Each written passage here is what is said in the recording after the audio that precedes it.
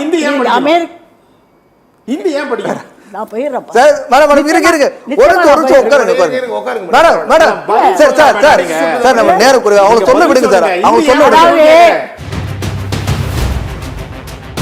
சரி சரி நீங்க உட்காருங்க மேடம், நீங்க உட்காருங்க. இந்தியால படிச்சா ஹிந்தி படிக்கணும்ங்கிறது எந்த அரசு சட்டத்துல இருக்கு? சஃபி சுலைமான் சார் சார் ஒரே நிமிஷம் அமைதியா இருங்க சார் ப்ளீஸ். நம்ம நேரம் சார் சொல்லட்டும், அவங்க சொல்ல விடுங்களேன். சொல்ல வச்சு அமைதியா இருங்க. அது நிகழ்ச்சி முடிய போறோம், நிகழ்ச்சி முடிய ஒரு நிமிஷம் உட்காருங்க ப்ளீஸ். நிகழ்ச்சி முடியறதுக்குள்ள நான் ஒன்னு சொல்லிட்டு நீங்க உட்காருங்க. நீங்க உட்காருங்க. மாதிரி கத்துறவங்க உங்க டிஆர்பி ரேட் கூட்டணும்னா அதுக்கு ஏத்த ஆள் குதிக்கிறாங்க. சரி நீங்க ப்ளீஸ் உட்காருங்க. நீங்க ஒரு நிமிஷம் உட்காருங்க மேடம்.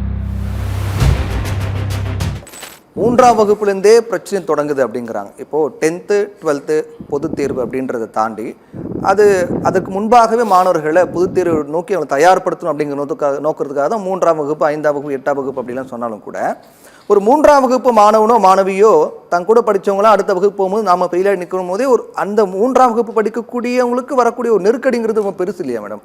இப்போ 3ஆம் வகுப்பு பொதுத் தேர்வு, 5 பொதுத் தேர்வு, 8 பொதுத் தேர்வு, 10, 11, 12 பொதுத் தேர்வு, அதை தாண்டி போனாலும் கூட கலை அறிவியல் கல்லூரி சேர்ந்தவங்க என்ட்ரன்ஸ் எக்ஸாம், நீங்கள் டிகிரி படிக்கும்போது ட்ராப் அவுட் ஆனாலும் சர்டிஃபிகேட் உண்டு. இது எல்லாமே வந்து மாணவர்கள் இடைநிற்றல் நோக்கி தள்ளுது இல்லையா? பொது மேடையில் பேச சொன்னா அப்படி அடிச்சு டேபிள் அடிச்சு பேசலாம். டேபிளே நீங்க எத்தனை நாளைக்கு வச்சிருக்க முடியுமோ தெரியல. அதனால இருங்க நான் சொல்றேன். ஆக்சுவலா விமன் எம்பவர்மெண்ட்டுக்கும் சரி இன்க்ளூசிவ்னஸுக்கும் சரி கட்டாயம் அந்த பிரின்சிபல்ஸ்லயே உங்களுக்கு சொல்லியிருக்கேன். சஸ்டைனபிள் டெவலப்மெண்ட் சொல்லியிருக்கு, என்வாயர்மெண்ட், அதாவது continuous review process. Continuous review ப்ராசஸ்னா ஒரு ஸ்கூல்லையும் நீங்கள் வந்து 12th பாஸ் பண்ணி நல்ல மார்க் வாங்கின பிள்ளைங்க கூட நீட்டில் வந்து சூசைட் பண்ணது ஏன்னா மிஸ்லீட் பண்ணுறாங்க. நீட் தேவையில்லைன்னு சொல்கிறோம். அதாவது நீட் தேவையில்லைன்னு சொல்கிறோம். நீங்கள் பேசணும் பேசுங்க சார். இல்லை மேடம், நீங்கள்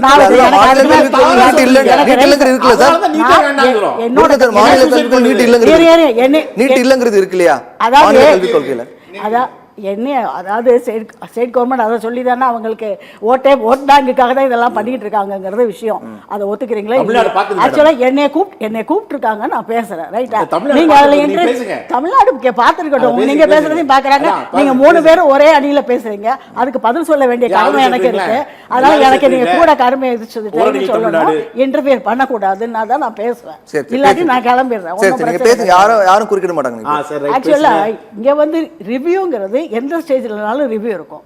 அதுலேயும் வந்து குழந்தைங்களை வெளியே அனுப்புறதுக்கான ரிவ்யூ கிடையாது. ஒரு எக்ஸாம் பேட்டர்ன் அது நீங்கள் வந்து 2 எக்ஸாமை குறைச்சிட்டீங்க, ஒரு எக்ஸாமை குறைச்சிட்டிங்கன்னா இப்போ இருக்க சிஸ்டத்தில் அது எப்படி நடக்குது? அது 10th ஸ்டாண்டர்ட் எக்ஸாம் எழுதி ட்ராப் அவுட் ஆகிறவங்க எத்தனை பேர் இருக்காங்கன்னு தெரியும். ஒரு 1 டிஜிட்டில் மார்க் எடுக்கவங்களும் இருக்கும். எழுதக்கூட கையெழுத்து கூட போட தெரியாமல் ஸ்டூடெண்ட்ஸும் வராங்க.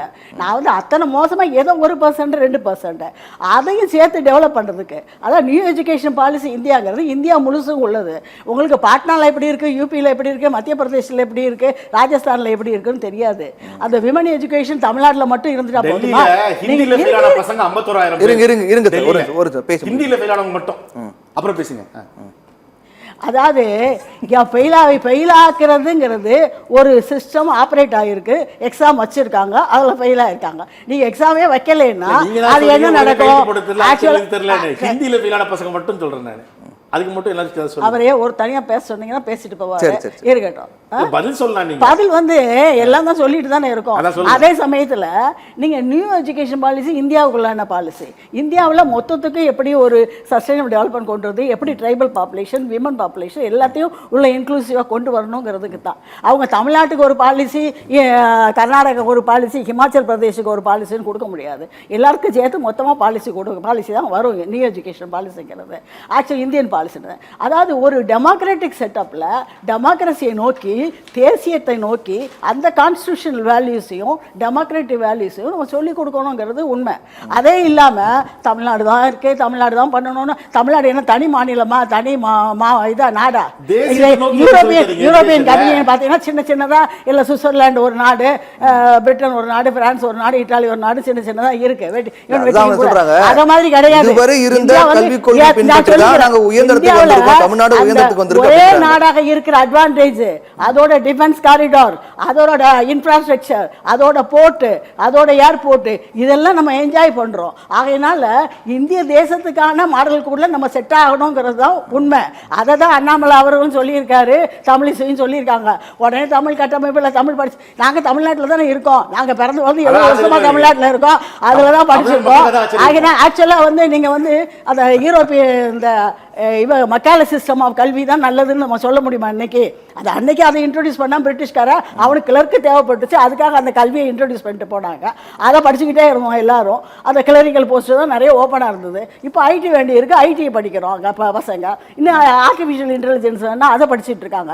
இன்னைக்கு நீங்க பாத்தீங்கன்னா ஸ்டூடெண்ட்ஸ்க்கு ஒரு கைடிங் எஜுகேஷன் தான் தேவை. அதுதான் மேடம் அவங்க என்ன சொல்றாங்க, 5 வயசுல 3ஆம் வகுப்புல பொதுத் தேர்வு, 5ல பொதுத் தேர்வு, அதே போன்று 8ஆம் வகுப்பு பொதுத் தேர்வு, 10 பொதுத் தேர்வு, 11 பொதுத் தேர்வு, 12 பொதுத் தேர்வு, அதை தாண்டி இத்தனை பொதுத் தேர்வும் தாண்டி போனாலும் என்ட்ரன்ஸ் எக்ஸாம் இருக்கு. கலை அறிவியல் கல்லூரி சேர்ந்தாலும் என்ட்ரன்ஸ் எக்ஸாம் இருக்கு.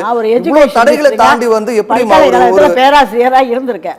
நாங்க வந்து இந்த இன்டர் டிசிப்ளினரி கோர்சஸ் எல்லாம் இன்ட்ரோடியூஸ் பண்ணுவோம். அந்த ஒரு செமஸ்டர் படிக்கிறதுக்கு பாஸ்டன்ல இருந்து கூட ஹார்வர்ட்ல இருந்து கூட ஸ்டூடெண்ட்ஸ் வருவாங்க, எங்க கிட்ட படிச்சிருக்காங்க. அதுக்கு கிரெடிட் கொடுப்போம், அதை எடுத்துருப்போம். அதை மாதிரி ஒரு சிஸ்டம் வேணுங்கிறது தான் இந்த நியூ எஜுகேஷன் பாலிசியில கொண்டு வந்திருக்கோம். நான் வந்து இன்டர் டிசிப்ளினரி கோர்சஸ் நிறைய கொடுக்கணும், நம்ம ஐஐடி டைரக்டர் கூட சொல்லியிருக்காரு. அந்த மாதிரி கொடுக்கும்போது ஃப்ளெக்சிபிளாக போகுது. ஒன்று படிக்கும்போது நாங்கள் ஒரு தடவை இன்டர் டிசிப்ளினரி சிஸ்டத்தை இன்ட்ரடியூஸ் பண்ணோம் மெட்ராஸ் யூனிவர்சிட்டியில். அந்த மெட்ராஸ் யூனிவர்சிட்டியில் என்ன சொன்னாங்க, சில பசங்க வந்து நல்லா படிக்கிற பசங்களே மியூசிக் டிபார்ட்மெண்ட்டில் போய் ஒரு கிரெடிட் எடுத்தாங்க. ஏப்பா அது எப்படி உங்களுக்கு யூஸாக இருக்கும், ஸ்டாட்டிஸ்டிக்ஸ் டிபார்ட்மெண்ட் எடுக்கும். இல்லை மேடம் அது நாங்கள் படிச்சிடறோம், இது வந்து கொஞ்சம் ரிலாக்ஸேஷன் நல்லா இருக்கும், அது தனியாக ஒரு வயலின் படிச்சுட்டு வந்துடுறோம்ல அப்படின்னாங்க. பிறகு அவங்களுக்கு அது யூஸ்ஃபுல்லாக இருக்குது சில சமயங்களில். அது மாதிரி சில இதில் வந்து வேறு இது கூட படிச்சுட்டு இப்போ லாங்குவேஜ் கூட இப்போ ஃப்ரெண்ட்ஸு கூட படிக்கிறாங்க. அதே சமயத்தில் ஜெர்மன், இப்போ ஜெர்மனிக்கு வந்து ஹையர் ஸ்டடீஸ் போனால் ஜெர்மன் லாங்குவேஜ் படிச்சாகணும். அது மாதிரி ஃப்ரான்ஸில் வந்து அந்த ஃப்ரெஞ்சு படிக்கணும். இன்னைக்கு ஜப்பானில் ஜப்பானீஸ் படிச்சுட்டு வேலைக்கு போகிறவங்களுக்கு 2 பங்கு 3 பங்கு சம்பளம் கொடுக்குறாங்க. ஆனால் இன்னைக்கு இது மூலமாக அதாவது இன்னொரு மூலமாக அதாவது ஒரு படிச்சா 2 மடங்கு சம்பளம் கிடைக்குது. ஹிந்தி படிச்சா என்ன கிடைக்கும் அதை சொல்லுங்க. உங்க அரசியல்வாதிகள் ஹிந்தி படிச்சுட்டு தான் அங்க போய் பார்லிமெண்ட்ல போய் ஒண்ணு பேச தெரியாம உட்கார்ந்துட்டாங்க. கொஞ்சம் பேசிட்டு வராங்க. நீங்க சொன்னீங்க ஜப்பானீஸ் படிச்சா 2 மடங்கு சம்பளம்னு. ஹிந்தி படிச்சா என்ன கிடைக்கும்? அதாவது என்னையே கோவப்பட வச்சிடாதீங்க, நானே கோவப்பட வச்சிடாதீங்க. அதாவது உங்களுக்கு சவுண்ட் இருக்கு, வாய்ஸ் இருக்குங்கக்கா பேசக்கூடாது. இங்க மைக் இருக்கு, எல்லாருக்கும் டெலிகாஸ்ட் உங்களுக்கு டிஆர்பி ரேட் ஆயிருக்காக யாரும் சத்தம் போடுறவங்களை கூட்டி உட்கார்ந்து வச்சீங்கன்னா என்னை கூப்பிடாதீங்க சொல்லிட்டேன். அதாவது சத்தம் போடுறவங்களை கூட்டி உட்கார வைக்கும் போது என்னை கூப்பிட வேண்டாம் நான் சொல்லிக்கிறேன். தம்பி நிறைய பாயிண்ட் சொன்னாரு, அவர் நீதமா பேசுறாரு.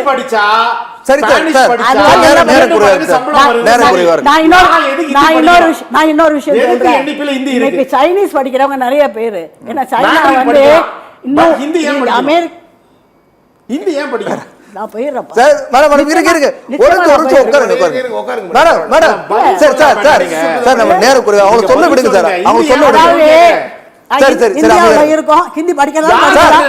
ஹிந்தி படிக்கணும் கம்பல்சரி. ஒரு நிமிஷம்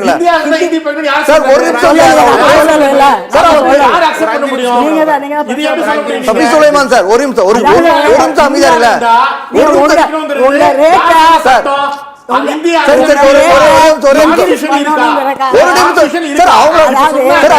நீங்க கேள்வி கேக்குறீங்க, பதில் சொல்ல விடுங்க. நீங்க கேள்வி கேக்குறீங்களா? சரி நீங்க உட்காருங்க மேடம், நீங்க உட்காருங்க ப்ளீஸ் உட்காருங்க. நாங்க டிவில ரொம்ப நாளா பேசிட்டு இருக்கோம். தம்பி புதுசா வந்திருக்காரு, அவர் ஸ்கோர் பண்ணனும். அதுக்காக நாலு சத்தம் ரெண்டு சத்தம் டாபிக் தள்ளி போறாரு டாக்டர். நம்ம டாபிக் போறோம், ஒரு நிமிஷம் கிடைக்கும். இந்த மாதிரி ஆட்களை கூப்பிட்டது உங்களுடைய டாபிக் பேசாம போயிட்டு இருக்க மேடம். வன்மையா கண்டிக்கிறேன். வன்மையா நாங்க சொல்லிருக்கோமா? நாங்க சொல்லிருக்கோம். நாங்களா அப்படி சொல்லி உட்காருங்க மேடம். உட்காருங்க. இந்தியால படிச்சா ஹிந்தி படிக்கணும்ங்கிறது எந்த அரசு சட்டத்துல இருக்கு? சஃபி சுலைமான் சார் ஒரே நிமிஷம் அமைதியா இருங்க ப்ளீஸ். நம்ம நேரத்தை சொல்லிட்டு அவன் சொல்ல விடுங்களேன். நான் சொல்ல வச்சு அமைதியா இருங்க. அது வரைக்கும் அமைதியா ஒரு நிமிஷம் உட்காருங்க. ஒரே நிமிஷம் நீங்க உட்காருங்களேன். நிகழ்ச்சி முடிய போறோம். ஒரு நிமிஷம் உட்காருங்க ப்ளீஸ். நிகழ்ச்சி முடியறதுக்குள்ள நான் ஒன்னு சொல்லிட்டு நீங்க உட்காருங்க. மாதிரி கத்துறவங்க உங்க டிஆர்பி ரேட் கூட்டணும்னா சரி. அதுக்கு ஏத்த ஆள் குதிக்கிறாங்க. சரி, நீங்க ப்ளீஸ் உட்காருங்க. நீங்க வந்து உட்காருங்க மேடம். சொல்லறதுக்கு ஒண்ணும் இல்ல. சார், நிறுத்துங்க. சார், பதில் சார், நம்ம ஒருத்தர் பேச விடுங்க சார். இல்லனா பதில் இல்ல. சரி, ப்ளீஸ் ஒரு நிமிஷம் நம்ம பேசுவோம். பதில் சொல்லிட்டாயா இல்ல? பதில் இல்ல. அப்ப இந்தியால பிறந்தா சார். ஹிந்தி படிக்கணும் எங்க இருக்கு அது சொல்லுங்க. சரி, சரி. ஏன் இப்ப சொன்னீங்க அப்போ? சார், ஒரு நிமிஷம் சார். அமைதியா இருங்க. அவர் கருத்து கேட்டு நீங்க ஒரு நிமிஷம் உட்காருங்க மேடம். ஒரு நிமிஷம் உட்காருங்க. நீங்க உட்காருங்க. நம்ம நிகழ்ச்சி முடிக்க போற உட்காருங்க.